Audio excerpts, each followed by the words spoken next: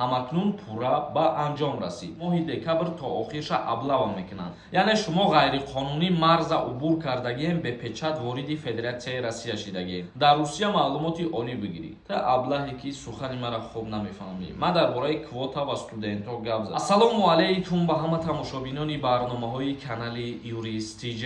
чӣ хеле ки номи видеоро диден, аллакай фаҳмиден ки ман дар чӣ мавзӯъ суҳбат мекунам.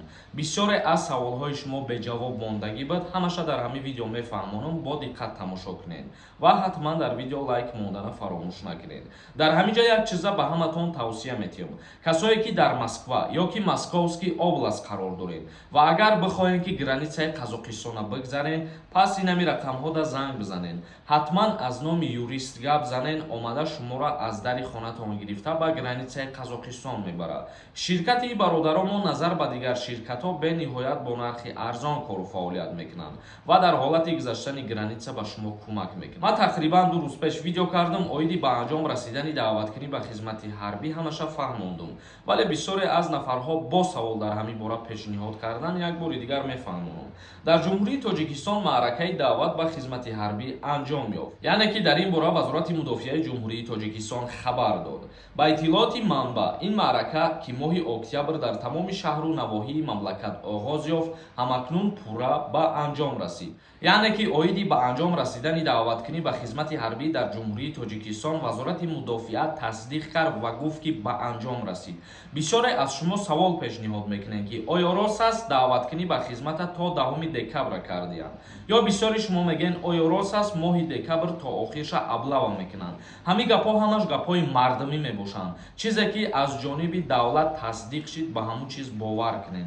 яъне ки вазорати мудофиа тасдиқ кард ки ба анҷом расид. ба ҳамин хотир ҳар гуна овозаҳода бовар накунед ва ҳар гуна овозаҳоро аз пеши худтон паҳн накунед ки асос надоранд. ягонташ рӯзи 27 ноябр фармон биромад ва ба анҷом расид. тамом. призифи баҳорӣ даъваткунӣ ба хизмати ҳарбӣ аз 1 апрел сар мешавад то 27 мая давом мекунад. ва касое ки ба барномаҳои мо бовар намекунанд, ба суханҳои мо бовар намекунанд, хубиш моро тамошо накунед. тамошобинони азиз, мегзарем ба қисми хондани комментарияҳо. то охирша тамошо кунед то ба саволҳои худтон ҷавоб бигиред. оиди конкурс як чиза қайд мекунам. бисёри нафарҳо савол метиҳанд ки рӯзи финал кай? мо то билетҳои худмона тамом накунем, финала аниқ карда наметонем. ба ҳамин хотир як дастгирӣ кунед ҳама каса. имрӯз як аксияи хурда как мекунем. касое ки мехоҳанд билет бихаранд, ба 500 рубл 3 дона билетон метиҳем. пултон наметонем ки нами картаи Сбербанкда партоен. ин карта ба номи Мунис Хуршедович мебошад. конкурс ҳамагӣ 46 дона конвертҳои пули приз мондагием. шанси бурд кардан зиёдай. чектон наметонем ки нами рақамҳои WhatsApp дароӣ кунем. ҳама каса як дастгирӣ кунед, финал наздик омадагиай. 90% билетҳоро фурӯхтагием аллакай. фарзӣ нависондай: салом акаи Сорбон, илтимос дар ҳамин саволи ман ҷавоб тен. ман дар оила 2 писарем, падар дар қайди ҳаёт нест. ман хизмати ҳарбӣ кардаам. додарам метавонад сардори оила шавад. пешакӣ раҳмат.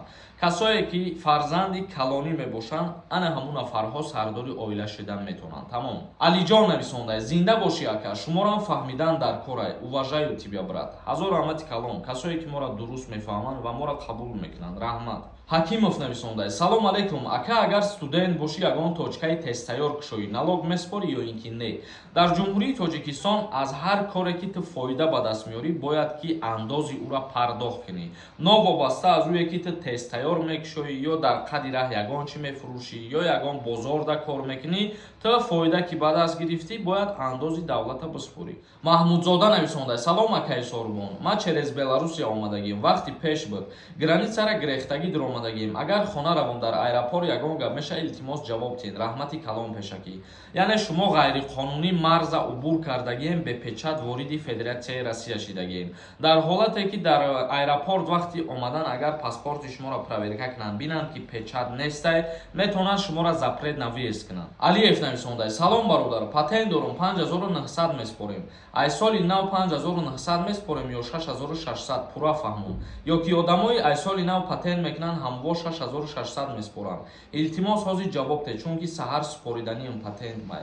Яъне ки ту ҳозир то соли нав 5941 рубли споридан мегирӣ.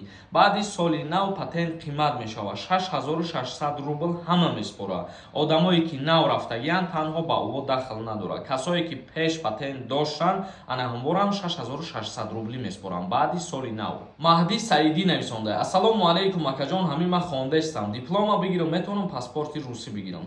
Агар ки маълумоти олии Федератсияи Россияро бигирӣ, яке аз роҳҳои осон гирифтани шаҳрвандии Россия ҳамин мебошад ки дар Русия маълумоти олӣ бигирӣ. Ҳоҷиев нависонда: ассалому алайкум, Тоҷикистон кай ба таможни Союз пайваст мешавад? Ин чиз ягон чи тасдиқ шидагӣ нест ва ягон информатсиярам дар ин бора ман надорам ҳозира шуда. Меҳроҷ нависонда: дар як моҳ праваи русӣ мегирӣ, беҳтарин агар шавад. Агар не, ҳатман мешавад. Рафта хондан дар корай, имтиҳон споридан дар корай ва праваи русӣ гирифтан дар корай. Ин ҷои ягон ханда надорад. Ҳамун касое ки саводи имтиҳон спорӣ надоранд, баъд барои ҳамвора ин ҷои масхараву хандае фикр мекунам. Карим нависонда: ма 17 сола ҳастам. Мада дар аэропорт авернес мепирсан ё ин ки не? Бале, ҳатман мепирсан.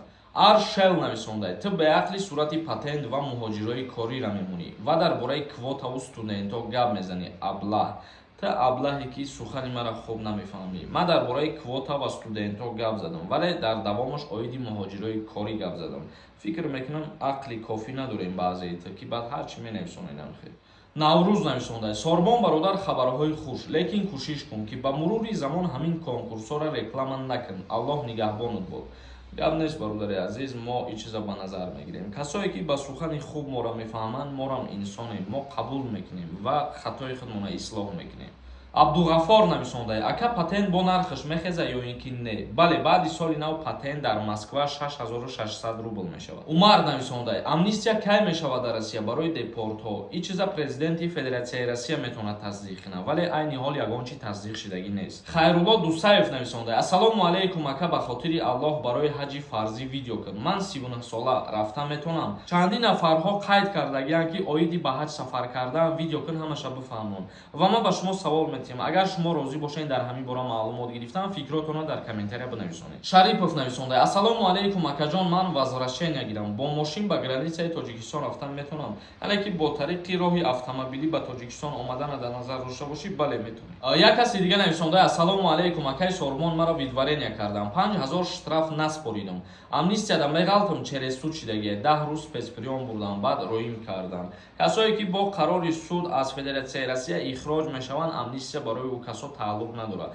Вале ҳар як амнистияе ки аз ҷониби президент тасдиқ мешавад, вай пунктҳои худша дорад ки ҳамин амнистия ба киҳо тааллуқ дорад. Ҳозирашда аниқ нест дар амнистияи оянда кадом нафарҳо дохил мешаванд. Ба ҳамин хотир интизор бошед. Тасдиқ кишид, баъдан суҳбат мекунем. Тамошобинони азиз, ба ҳамин барномаи имрӯзаро ҷамъбаст мекунем. То видеоҳои оянда. Худованд ҳамаи мо шуморо нигаҳбон бошад.